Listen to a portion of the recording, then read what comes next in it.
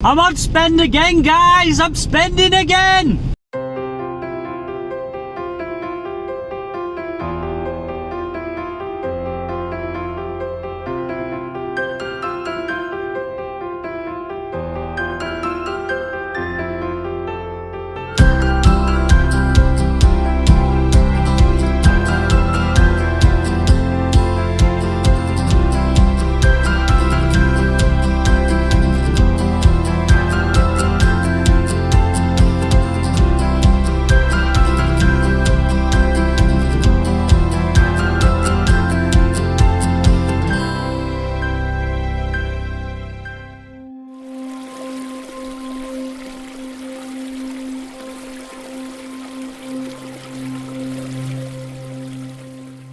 Right guys, welcome back. So I've just finished work, just had a good morning shift, and some spondoolies, and I'm spending it already. So I'm taking a trip up to my local koi dealer. I'm going up there to grab some materials. Now, I don't know, you might already guess what these materials are for, but if you haven't and you haven't been following, then I've took the plunge, I've took my plastic out of my wallet, dusted it off, and I bought an air source. It was just a matter of time. I was trying to talk myself into doing it. I'm going to do it eventually, and I thought, you know what, I'll just do it. So that's it. Plastic's been out, and I took the plunge, and I've ordered it. So in the end I decided on a 9 kilowatt Thermotech inverter. I spoke with Nigel at Heat Pumps for Pools, and he's informed me that for my size pond and how it's covered through cold periods, and because I'm only going to be keeping it probably between 12 and 15 degrees through winter, you know, he says that the 9 kilowatt will be absolutely fine and plenty, so that's what I've gone with. I have ordered the mounting feet with it, and some 2" to 1.5" adapters. Now, I don't know whether I'm going to need those yet. I'm going to have a look at the connections, what goes on the back of the pump when I get it, to see whether they'll accept a 2" male threaded adapter to go onto a 2" pressure pipe. If not, I'll just use the ones that they send out, and I'll just use 1.5" pipework. Phil mentioned from Telford Koi, he mentioned that he'd done that with his, and I suppose really it makes sense because you don't really have too much flow going through the heater, so just by having it an 1.5" pipework, it reduces the flow down a little bit, so you're not having to turn the flow down on the pump itself, the pond pump. So just by having it that small pipework, I'm reducing the flow rate without having to turn my pond pump down. So I'll probably just end up doing it an 1.5" to be fair. So yeah, I'm just on my way to my local koi dealer, 5 Acre Koi Supplies, and I'm going to spend my cash. So catch you later. Right, just go back then guys. So I'm up in my shed, went to my supplier, picked up a load of stuff, bag full of goodies there. Then we've got, picked up 4 lengths of 1.5" pressure down there. Just to get this bit done down here. So I'm going to put the connection in between that valve there.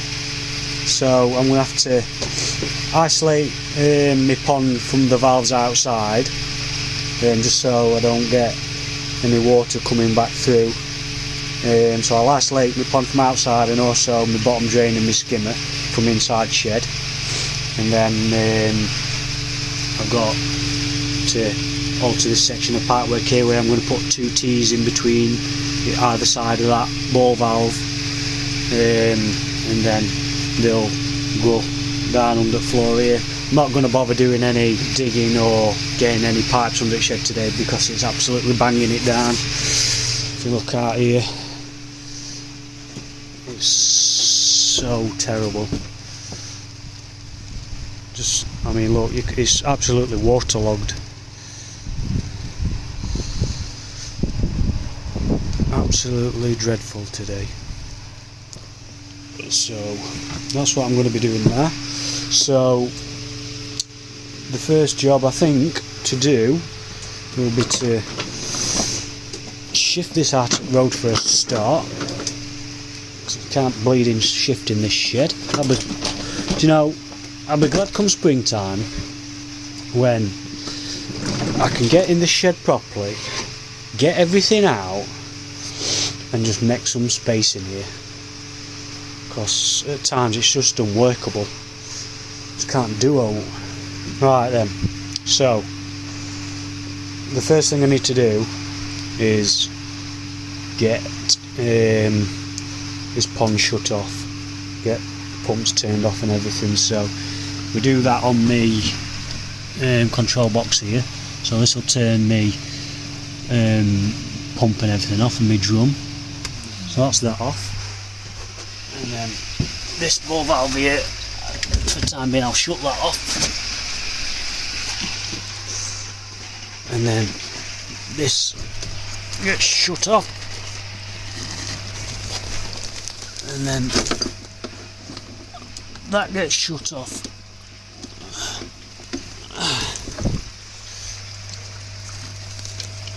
So should just put you down a second, guys.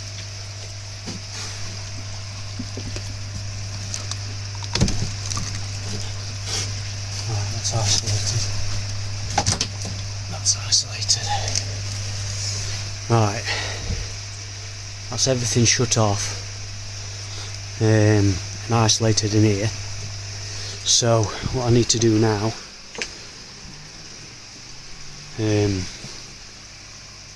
it's starting to overflow inside my top up tank, and going down to overflow, purely for the fact that because I've turned my pump off, the water levels have risen inside my drum and that. But not to worry. So we've got to go around back here now. Absolutely sludged up to eyeballs. Loads of work to do. Alright, so these have got to be turned off so I don't lose all water out of my pond. Shut that off. That's that. And then that one. Right, so them three are isolated, so I'll not lose any water from my pond now. So let's go back in there.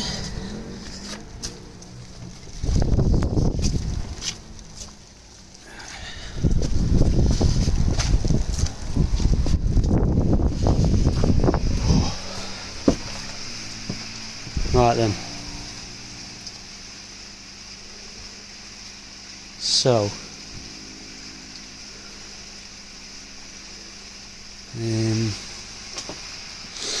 right, so I need to get this. I'll shut that. May as well shut that air pump off. In fact, no, I'll keep it running. So I need to get this drained now. Well, yeah, if I'm draining it, I may as well turn it off, aren't I? Silly Billy. Right, so shut that one. Is that the right one? That's it. Ooh, silence! It's quiet!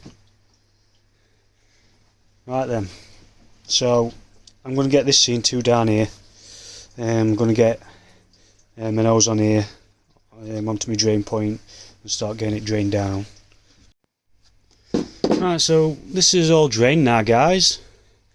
So what my next plan of attack is to remove that bracket off of there, just to free the pipework up a bit. So let's get my drill. So this will get removed from here.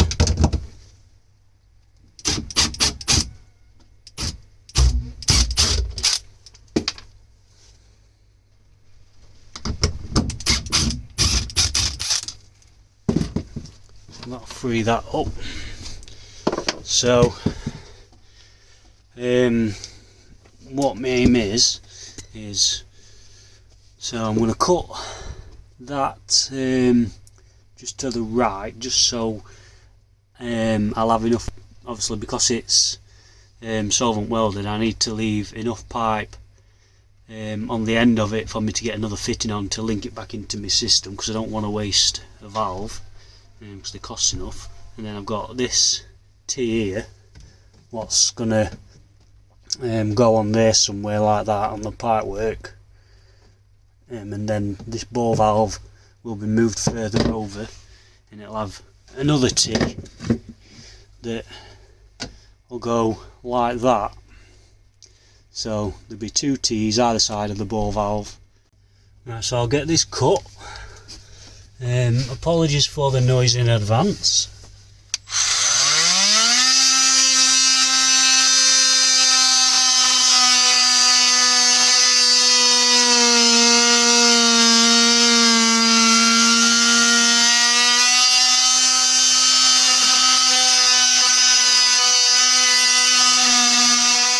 So that's cut off of there then, guys. Let's give this part a bit of a clean up.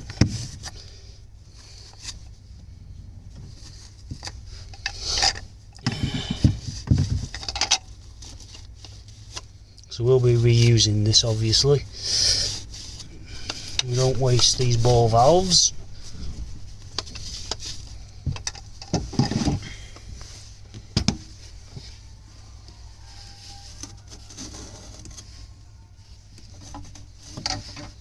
See, just by having those other isolation valves on the returns to the pond as well, it's meant that I'm not had to empty off a bloody pond just to do this bit of alteration.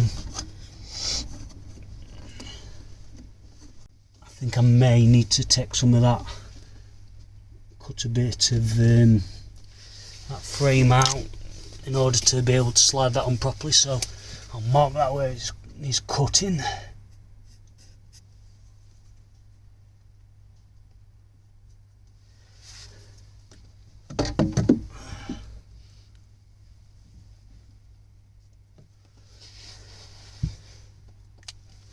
I'll cut a bit of that out.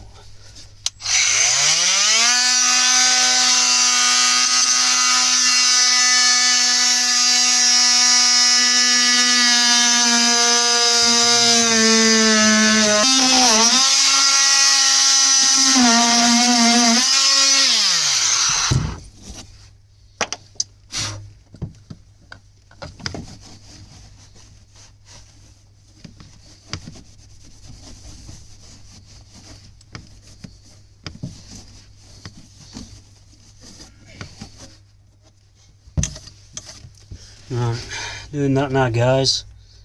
There's give me room to get this T onto, so that'll go on there like so, like that. I've got a 2" to 1.5" reducing bush that'll go inside there. Obviously it'll go all the way in, and then this 45" 1.5" 45, I'll go on it like that with an 1.5" bore valve before it goes underneath the shed.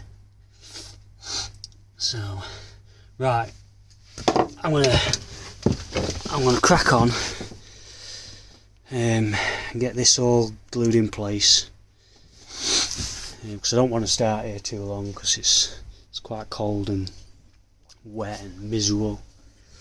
So I'm going to get this in so I can get pond back up and running. So I'll catch you in a bit, guys. Right, so this is what we've got then, guys.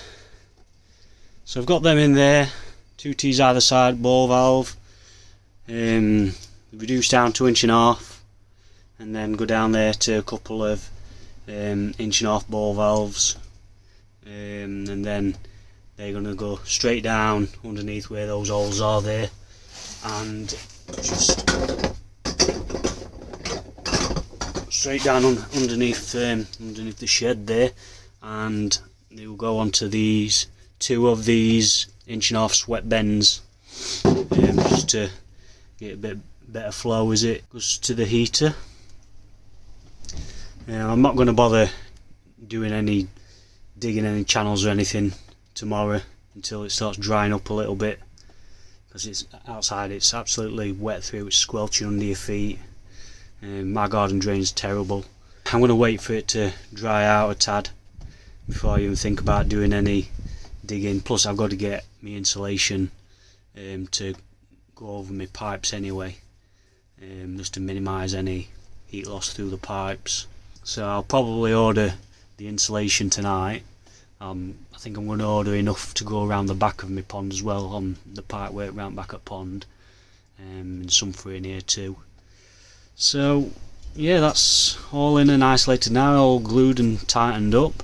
So all I've got to do now is reintroduce the water back into my filters and get everything back up and running. So I shall crack on with that now, guys. See you in a bit. Right, that's everything back up and running again then, guys. No leaks down there, so that's all good.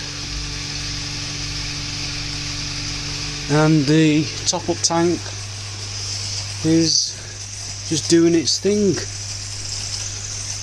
getting the water back up to level. So I'm going to wait for this to fill up, and I shall leave it be and go and get my son back in the house, because it's a bit cold. Oh dear. No leaks. That's what we like to see. Cool. Catch you in a bit, guys.